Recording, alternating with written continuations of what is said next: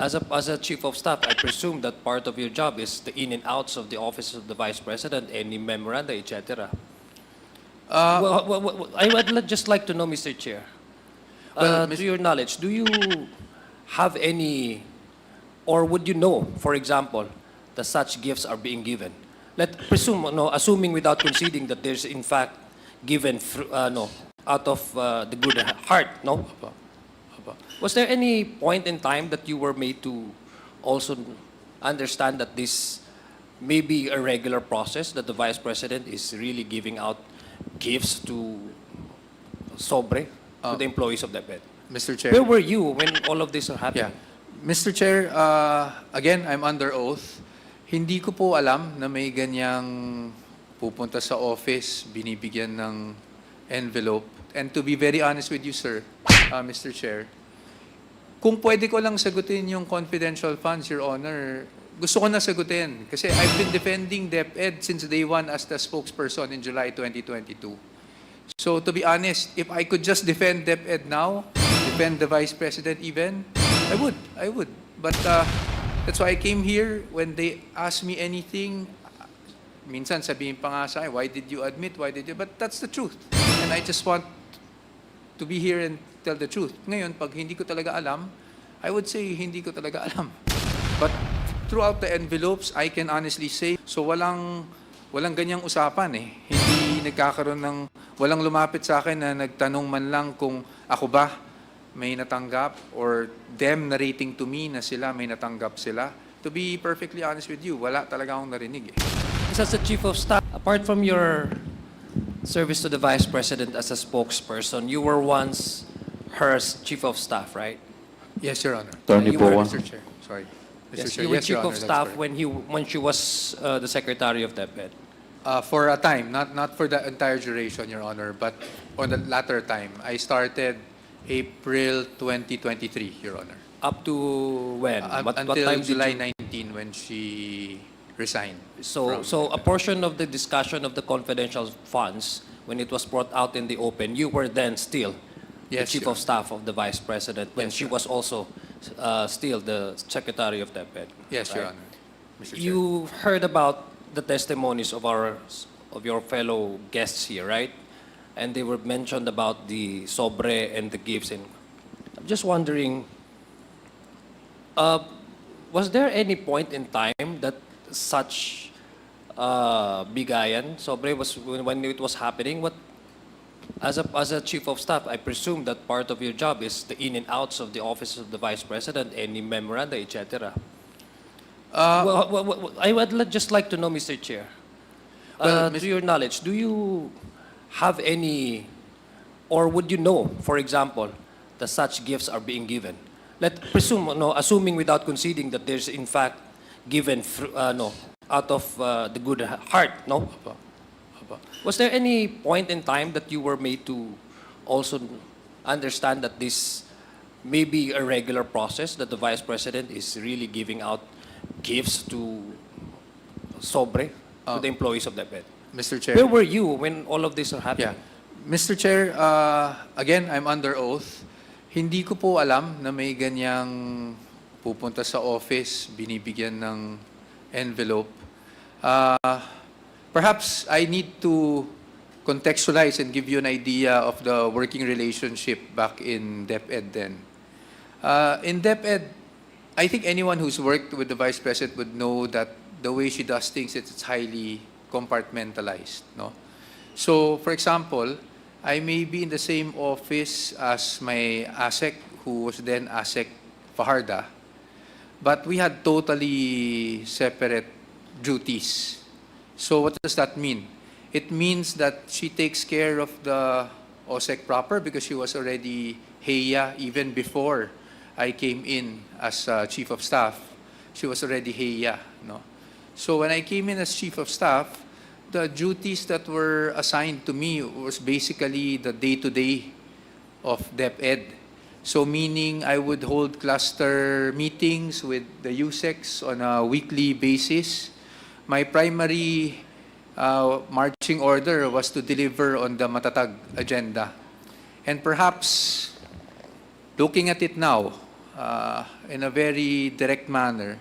Perhaps that's also why I was never really briefed on how confidential funds were being operationalized, on how, perhaps that's why even when I came in as Chief of Staff, I was not made STO or signatory or anything. The only time I can honestly say that I encountered looking into the reports of confidential funds was when we were already issued an AOM. And at that time, I was also not just Chief of Staff, but I was OIC Finance. And so it was within my purview to address and respond to the AOM. I know it is very hard to maybe fathom or imagine na bakit hindi mo alam tong mga ganito. But I think anyone in DepEd and my DepEd family is here, they would know how compartmentalized we were at that time. In fact, coming into these congressional hearings, and to be very honest with you, sir, Mr. Chair, kung pwede ko lang sagutin yung confidential funds, Your Honor, gusto ko na sagutin. Kasi I've been defending DepEd since day one as the spokesperson in July 2022. So to be honest, if I could just defend DepEd now, defend the Vice President even, I would. But that's why I came here. When they ask me anything, minsan sabihin pa nga sa akin, why did you admit, why did you? But that's the truth. And I just want to be here and tell the truth. Ngayon, pag hindi ko talaga alam, I would say hindi ko talaga alam.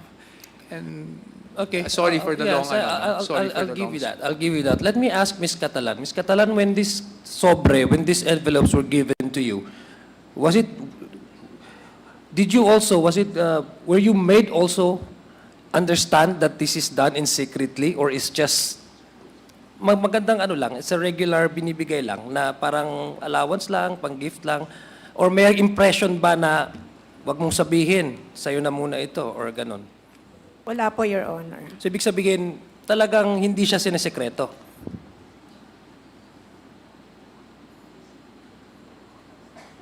Basta, Your Honor, papatawag ka lang sa office. Papatawag ka sa office, pero alam mo na hindi lang ikaw yung nakakatanggap. I'm not aware, Your Honor.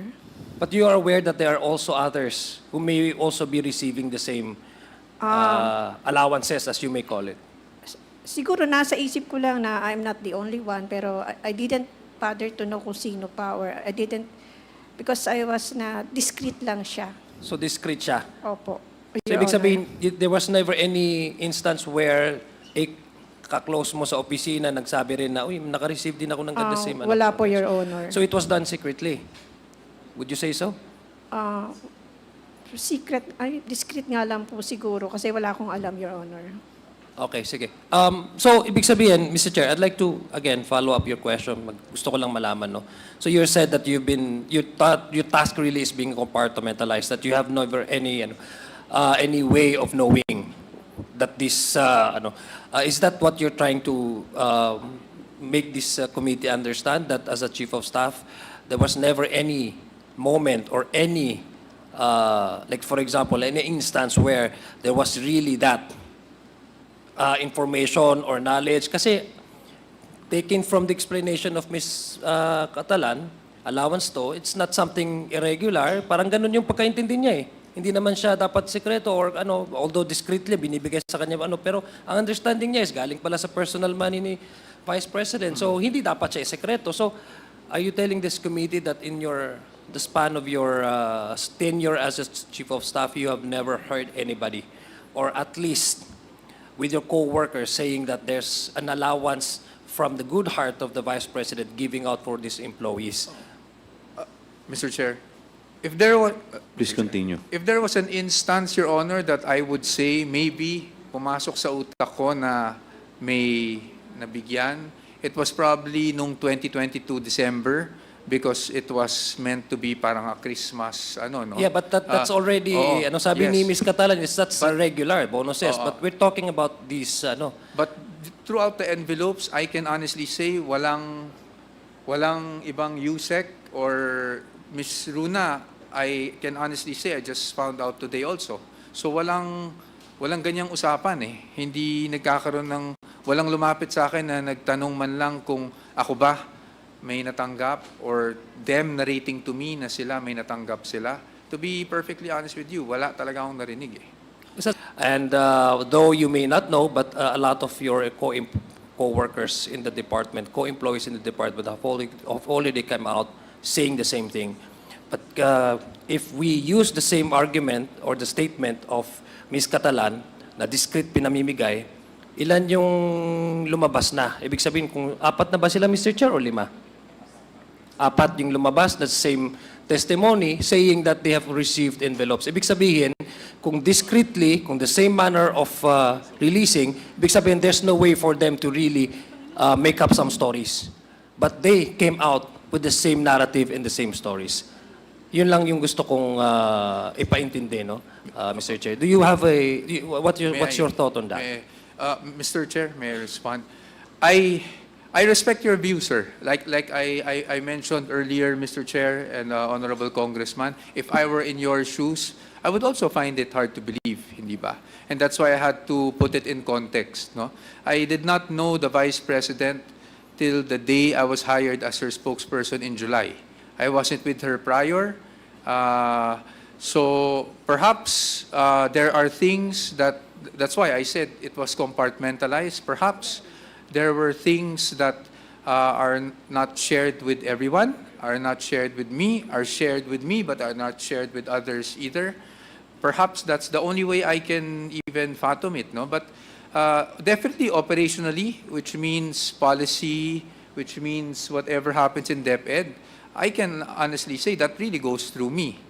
But on why they are naming ASEC Sunshine as the one giving the envelope, I really do not know. And even if you were to ask me now, I wouldn't even dare ask. What's the task of Attorney Sunshine pala, if I may ask? As far as I know, she was the head EA even before I joined DepEd, Your Honor.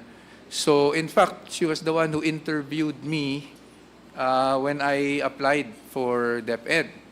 And then my last interview was the Vice President, and that was the day that I met the Vice President for the first time, when I was offered the job of spokesperson.